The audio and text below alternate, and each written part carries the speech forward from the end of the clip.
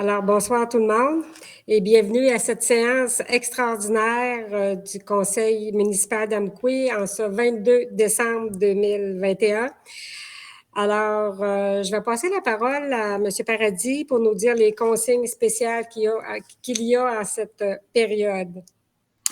Oui, donc la présente séance extraordinaire se tient par vidéoconférence, contrairement à ce qui avait été prévu initialement. Il était censé se dérouler à la salle Gérard-Dubé, mais en raison des nouvelles mesures sanitaires du 20 décembre, 17 heures, on est obligé de la tenir à distance par vidéoconférence. Les citoyens étaient invités à se joindre à la présente séance en ayant diffusé le lien par Facebook et le site Internet et aussi en ayant affiché les instructions à la porte d'entrée de l'hôtel de ville. Sinon, l'enregistrement de la séance va être disponible dès demain sur le site web de la ville. Donc, voilà. Merci, M. Paradis. Alors, je vais prendre une proposition pour l'ouverture de cette séance. Luc Daigle. Alors, c'est proposé par Luc Daigle. Et je peux appuyer. Et c'est appuyé par Madame Guilbeault. Merci beaucoup. Alors, nous allons passer ensuite pour l'ordre du jour.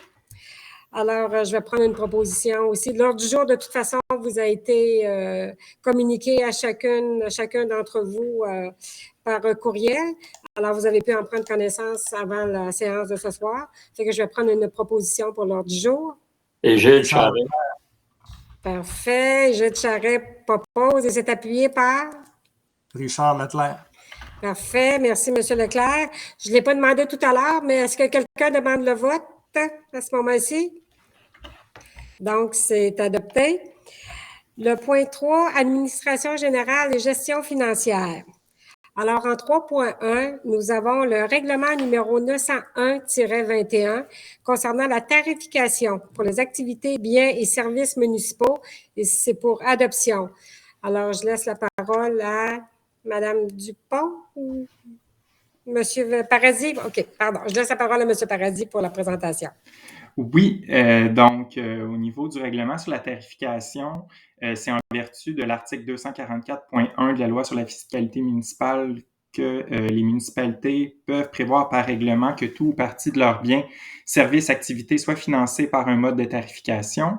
Le règlement s'applique à tous les usagers des biens, services et activités de la municipalité. Ça inclut notamment la location de la piscine, de l'aréna, de salles, l'inscription au camp de jour, le coût de location de machinerie, le coût pour demande de modification au règlement d'urbanisme. Les différents coûts prévus pour la prochaine année sont prévus aux annexes du règlement. Le règlement, en fait, est disponible depuis son dépôt sur le site web de la ville. Et l'avis de motion et le dépôt du projet de règlement ont été faits à la séance du conseil municipal de lundi dernier, 20 décembre. Donc, sans plus tarder, je vous recommande l'adoption du règlement sur la tarification. Merci beaucoup, M. Paradis. Alors, est-ce que quelqu'un est prêt à en faire la proposition? Pierre-Luc Denoncourt. Parfait. Merci, M. Denoncourt. Et c'est appuyé par? Hélène Guilbeault. Merci, Mme Guilbeault. Pardon. Est-ce que quelqu'un demande le vote? Donc, c'est adopté à l'unanimité. On passe maintenant au point 3.2, qui est le règlement numéro 902-21 relatif à la taxation pour l'exercice financier 2022 et ça sera pour adoption aussi. Alors, je passe la parole pour la présentation. Oui, donc l'objet du règlement est d'imposer de prélever des taxes foncières, des taxes spéciales, des tarifications pour services municipaux et des compensations pour services municipaux pour l'année 2022. Ça concerne l'ensemble des immeubles situés sur le territoire de la ville d'Amqui. Donc, on prévoit des revenus de l'ordre de 9 119 915 $ pour financer les services municipaux. Donc, ça représente 74,8 % des revenus totaux de la ville, qui sont prévus à 12 192 736 en 2022. Donc, le mode de financement, c'est assuré par les taxes foncières, les taxes spéciales, les tarifications pour services municipaux et les compensations pour services municipaux. Pour faire un résumé là, des principaux taux de taxes foncières par catégorie d'immeubles prévus au règlement 2022. Donc, par 100 $ d'évaluation en fonction des différentes catégories d'immeubles, pour le non résidentiel, c'est-à-dire le commercial, en 2021, on prévoyait un taux de 2,032 $. En 2022, un taux de 2,117 $, donc une augmentation de 4,2 %. Pour l'industriel, un taux en 2021 de 2,24 $ et en 2022, un taux de 2,269 $, donc une augmentation de 1,3 %.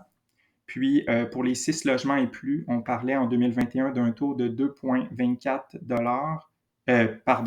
de 1,329 $. En 2022, un taux de 1,361 $ et donc on pense à une augmentation de 2,4 %. Donc, l'explication de la variation des taux pour les 3 dernières catégories d'immeubles, c'est la hausse du taux considérant la faible augmentation de la valeur foncière moyenne de ces catégories. Pour ce qui est des catégories d'immeubles résiduels, l'agricole et le forestier, donc on parle d'un taux en 2021 de 1,52 $. En 2022, on parle c'est le statu quo, 1,52 $, donc une variation de 0 %. Pourquoi? Ben, c'est le gel du taux considérant l'augmentation plus importante de la valeur foncière moyenne de la catégorie. Donc, c'est le résidentiel. Puis ensuite, les terrains vagues desservis, il n'y avait pas en fait de taux de taxe foncière spécifique en 2021, donc création en 2022 d'un taux à 1,957 $ du 100. Donc, c'est sûr que c'est une augmentation là, de 69,9 %, mais c'est comme on le mentionne, c'est parce que ces immeubles se verront plus imposer des tarifications et d'aqueducs et d'égouts, et il n'y avait pas de taux prévu spécifiquement pour cette catégorie-là en 2021 et les années antérieures. Donc, les taux de taxes foncières ont été ajustés afin de viser une augmentation proportionnelle pour chacune des catégories d'immeubles suivant leur variation de valeur foncière moyenne respective. Puis, en ce qui concerne les tarifications pour services municipaux, en ce qui concerne l'aqueduc, c'est le statu quo, c'était 132 $ en 2021, c'est 132 $ en 2022. Pour les égouts, c'était 148 $ en 2021 et c'est 151 $ en 2022. Pourquoi? Bien, c'est à cause de la hausse des frais de financement qui sont afférents. Puis, au niveau des matières résiduelles, on parle en 2021 d'un montant de 227 $ et en 2022 de 231 $, donc une hausse de 1,8 %. Pourquoi? En raison de la hausse importante des coûts d'élimination et de traitement des matières résiduelles. Donc, voilà pour la présentation des variations taux et de tarification. Donc, sur ce, je propose, je vous propose, comme l'avis de motion puis le dépôt de projet de règlement a été fait le 20 décembre, je vous recommande d'adopter le règlement tel qu'il a été déposé. Merci beaucoup, M. Paradis. Alors, est-ce que quelqu'un est prêt à en faire la proposition? Sarah-Josée Fournier. Merci. Et c'est appuyé par? Luc Daigle. Merci, M. Daigle. Est-ce qu'il y a des questions? Est-ce que quelqu'un demande le vote? C'est donc adopté à l'unanimité. Merci. Alors, nous sommes maintenant rendus à la période de questions et commentaires des citoyennes et citoyens. On sait qu'on n'a pas de citoyennes ou citoyens dans la salle parce que je suis à l'hôtel de ville, mais je suis toute seule. Alors, M. Paradis, est-ce qu'il y a des citoyens ou des citoyennes qui vous ont communiqué des questions ou commentaires? Je vous confirme que j'ai reçu aucune question écrite ou ni commentaire écrit. Et là, je suis justement en train d'actualiser ma boîte de réception. Puis, c'est un petit peu lent. Ça ne sera pas très long. Je veux juste être certain qu'il n'est pas rentré de courriel, là, mais je vous confirme qu'effectivement, il n'est pas rentré de courriel. Donc, Donc, la période de questions serait terminée. Parfait, merci, M. Paradis. Alors, la période de questions étant terminée, nous en sommes maintenant à la levée de cette première séance. Alors, est-ce qu'on est prêt à en faire la proposition?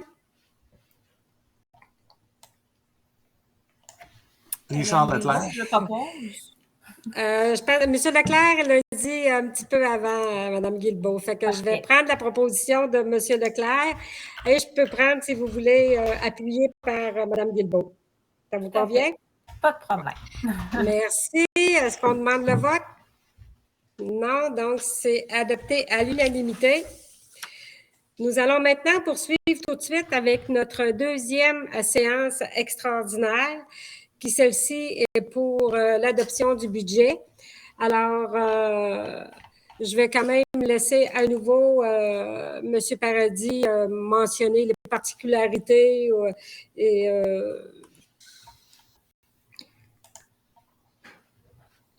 Oui, peut-être juste par souci là, d'être certain là, qu'il n'y a personne qui souhaite rejoindre la vidéoconférence. Là, il est présentement 19h42. Je vais quand même poursuivre avec les explications, mais avant de commencer les présentations, on va attendre là, s'il n'y a pas personne qui se connecte là, d'ici 19h45. Comme vous le savez, la présente séance extraordinaire qui concerne les prévisions budgétaires 2022 et le programme quinquennal des dépenses en immobilisation 2022-2026 devait se tenir à la salle Gérard Dubé à 19h45. Par contre, en raison des nouvelles mesures sanitaires, on doit effectivement, celle-ci doit se tenir en vidéoconférence. Donc, c'est pour cette raison que on est tous sur Google Meet en ce moment. Puis, l'enregistrement de la séance va être disponible également sur... elle est présentement disponible. Si vous nous écoutez, c'est parce que justement, vous avez su qu'elle était disponible via notre site web de la ville d'Amqui, donc qui sera disponible demain. Puis, demain, 23 décembre. Donc, voilà pour les explications. Merci beaucoup, M. Paradis. Alors, je vais prendre une proposition pour l'ouverture de cette deuxième séance, de cette séance extraordinaire concernant le budget. Est-ce que quelqu'un est prêt à en faire? Merci, M. Charret propose et c'est appuyé par? Pierre-Luc Denoncourt. Merci, M. Denoncourt. Maintenant, nous allons passer à l'ordre du jour. Alors, on sait que l'avis de convocation et l'ordre du jour de la présente séance vous ont tous été notifiés par courriel. Vous les avez donc reçus à l'avance pour en prendre connaissance. Alors, je vais demander une proposition pour l'acceptation de l'ordre du jour. Luc Daigle. Sarah-Josée Fournier. Bon, je vais prendre Luc Daigle pour la proposition et appuyer de Sarah-Josée Fournier. Ça vous convient? Non, parfait. Merci beaucoup. Alors, le point 3, qui est la prévision budgétaire pour l'exercice financier 2022. Alors, je vais vous lire le mot de la mairesse, si vous voulez bien, avant de vous présenter les chiffres. Alors, chère Amoukienne, cher Amoukienne, je suis heureuse de m'adresser à vous en tant que nouvelle mairesse de notre ville. À moi s'ajoutent au conseil 3 personnes réélues et 3 personnes qui débutent un premier mandat. Nous nous sommes toutes et tous appliqués rapidement avec le gestionnaire à préparer le budget 2022 ainsi que le programme d'immobilisation. La pandémie n'est malheureusement pas encore chose du passé.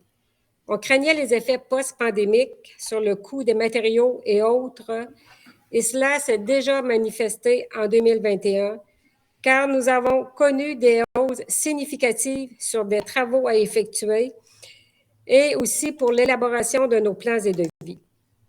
Soyez assurés que tous les efforts ont été regroupés pour limiter l'impact sur le compte de taxes. Je vous invite à parcourir le document qui présente nos revenus et dépenses, nos projets d'investissement pour les 5 prochaines années, la situation financière actuelle de notre ville, ainsi que les différents taux de taxation et de tarification. Le budget 2022 s'élève à 12 193 000. Cet exercice marque le dépôt d'un nouveau rôle d'évaluation. On constate une augmentation de la valeur foncière moyenne des résidences qui passe de 162 615 à 170 356. C'est pourquoi le conseil municipal a fait le choix de maintenir le taux de base à 1,152 $ du 100 $ d'évaluation. Les tarifications pour les services d'aqueduc et d'égout passent de 280 à 283 $ et celles pour les matières résiduelles de 227 à 231 $. En incluant ces tarifications, le compte de taxe moyen d'une résidence passe de 2 380 $ à 2 477 $, soit une augmentation moyenne annuelle de 4 %. Bien entendu, il s'agit d'une moyenne sur l'ensemble des résidences. Certains verront leur compte de taxe augmenter au-delà de ce seuil, alors que cela sera l'inverse pour d'autres, tout dépendant de la variation de valeur propre à chacun. Ainsi, cette augmentation demeure en deçà de l'indice des prix à la consommation de septembre 2021, qui est de 4,7 % pour le Canada et de 5,2 % pour le Québec. Au cours de l'année 2021, d'importants travaux ont été réalisés dans votre ville. Soutenus par d'importantes subventions, nous avons été en mesure de procéder à la réfection de la route de l'Anse-Saint-Jean, du rang Saint-Guillaume et de l'implantation de la nouvelle passerelle J-Napoléon-Pérusse. Nous avons également reconstruit le mur de soutènement au parc Rostand. Par contre, ce projet n'a pu être subventionné. D'autres travaux sont toujours en cours, soit la mise à niveau des étangs d'épuration, la réfection de la rue des Forges, le développement de la rue des Entrepreneurs, de la nouvelle zone industrielle et commerciale du rang Saint-Paul, ainsi que le développement résidentiel de la nouvelle rue du Boisé. Parmi les priorités de 2022, il sera important de mettre l'emphase sur nos matières résiduelles afin que les citoyens utilisent de plus en plus le bac brun. Plus nous compostons, plus nous diminuons la quantité de déchets. Rappelons-nous que nous payons pour l'enfouissement des déchets au tonnage, contrairement aux matières compostables qui sont facturées en fonction de notre population. Donc, ce n'est pas en fonction de la quantité. Des efforts seront conjugués avec la Régie municipale de traitement des matières résiduelles, afin de trouver des avenues dans l'objectif de minimiser l'augmentation des coûts. En 2022, un nouveau centre de la petite enfance ouvrira ses portes et de nouveaux logements seront offerts grâce aux investissements d'entrepreneurs. Actuellement, nous faisons face à une pénurie de logements pour accueillir adéquatement de nouveaux arrivants pour répondre aux besoins de main-d'œuvre. Nous sommes présentement en discussion avec des promoteurs immobiliers afin de bonifier l'offre de logements répondant aux besoins de futurs citoyens de notre ville. Avant de terminer, je tiens à remercier ceux pour qui leur mandat s'est terminé aux élections en novembre dernier, soit M. Pierre Damour, Normand Bouliane et Michel Germain. Par la même occasion, je souhaite la bienvenue à mes collègues du conseil municipal, soit Mme Sarah-Josée Fournier, Hélène Guilbeault, ainsi que M. Égide Charret, Richard Leclerc, Pierre-Luc Denoncourt et Luc Daigle.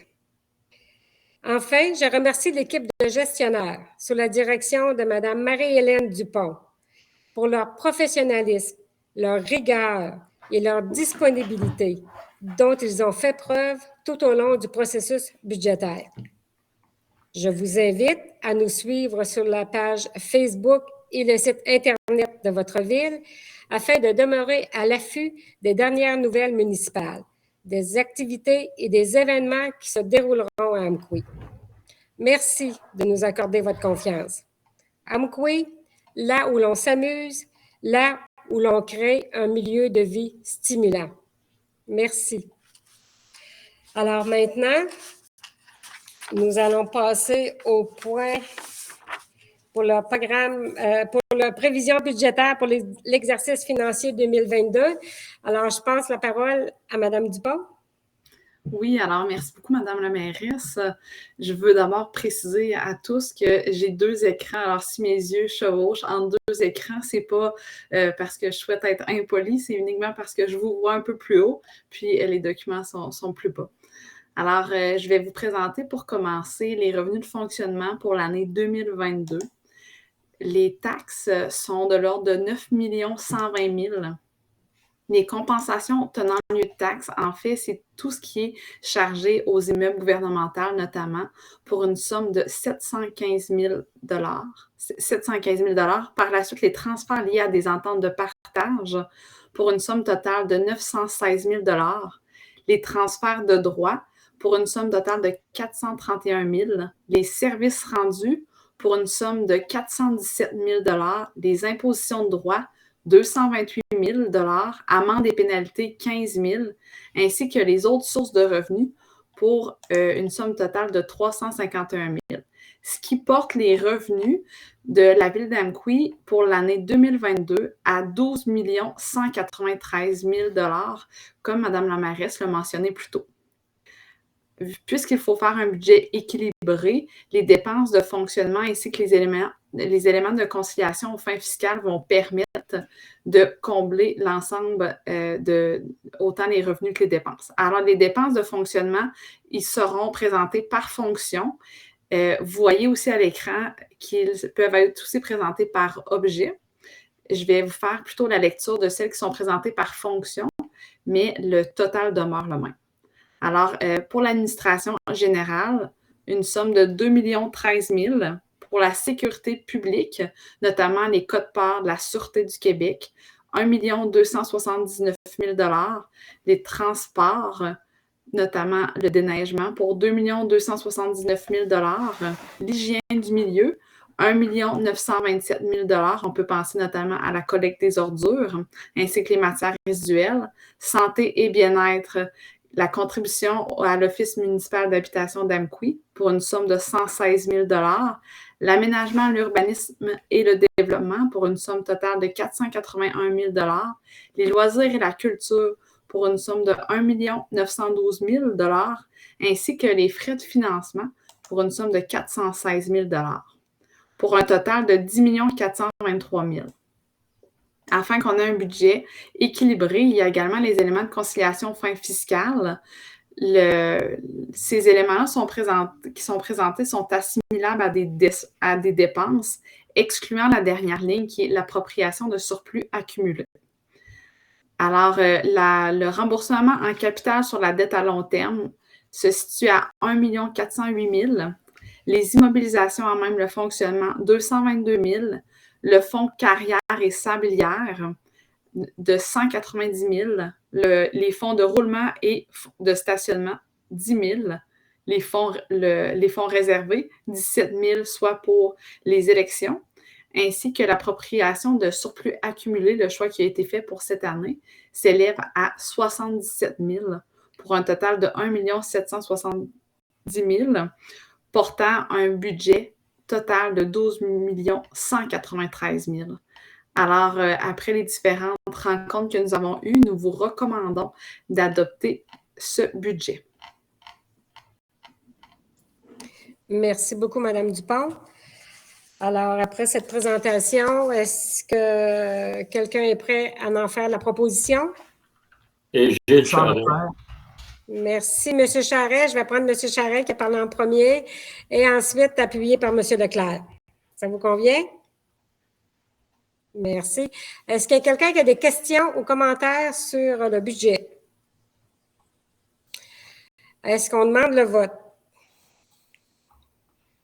Donc, le budget est adopté à l'unanimité.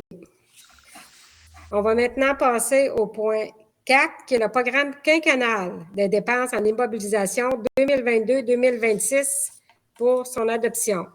Alors, c'est Mme Dupont qui en fait la présentation.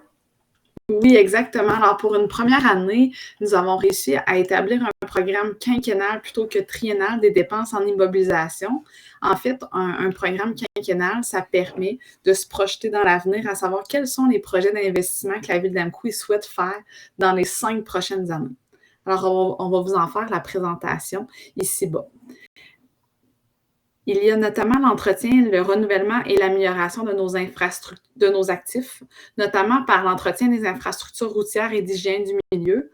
Pour 2022, on prévoit des investissements à la hauteur de 681 000. Pour 2023, 675.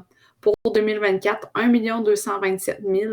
2025, 245 000 et 2026, 590 000 pour une somme totale de 3 418 000 pour ces 5 années. Ensuite, il y a le projet de la relocalisation de l'hôtel de ville ou le carrefour sportif.